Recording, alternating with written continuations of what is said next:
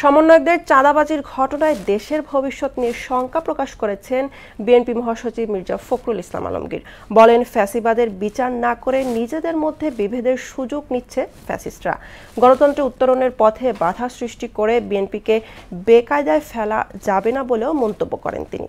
তানজিদ ভুঁইয়ার প্রতিবেদন।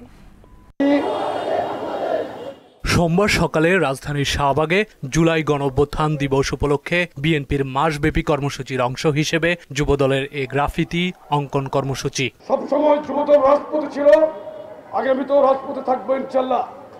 গণতন্ত্রের প্রধান যে দরজা, সেই দরজা উন্মুক্ত না হওয়া পর্যন্ত, অর্থাৎ মানুষের ভোটের অধিকারকে ফিরিয়ে না আনা পর্যন্ত আমরা রাজপথের মাঠ থেকে সরে যাব না। এতে অংশ নিয়ে বিএনপি মহাসচিব বলেন, অন্য কোনো দেশের কাছে মাথা নত নয়, দ্রুত গণহত্যার বিচার নিশ্চিত করতে হবে। বিভিন্ন চাপ সৃষ্টি করে আমাদেরকে বেকায়দায় ফেলার জন্য সেই চেষ্টা করে কোনো লাভ হবে না। এই দেশের মানুষ লড়াই করেছে, লড়াই করতে জানে, লড়াই করে স্বাধীনতা এনেছে, লড়াই করে গণতন্ত্র রক্ষা করেছে। 1 বছর হয়ে গেল, হাসিনার বিচার কাজ পুরো শুরু হয়ে গেল।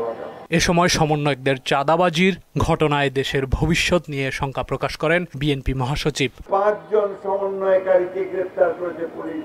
তারা জোর করে একটি বাড়ি থেকে, একজন সাবেক সংসদ সদস্যের বাড়ি থেকে 50 লক্ষ টাকা আদায় করে নিজেদের মধ্যে কোন্দলে লিপ্ত হয়েছি, যা বাংলাদেশকে আরো পেছনে ঠেলে দিতে পারে।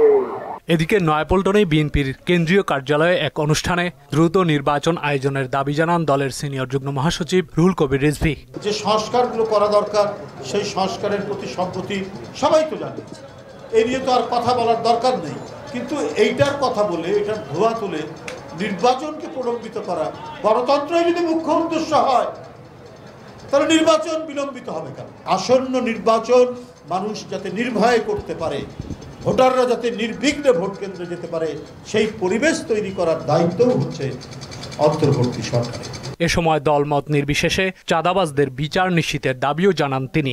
দেশে সুশাসন নিশ্চিত করা, চাঁদাবাজদেরকে ধরা, দখলদারদেরকে ধরা, তার রাজনৈতিক পরিচয় যাই থাক না কেন। তানজিদ ভুঁইয়া, মোহনা সংবাদ, ঢাকা।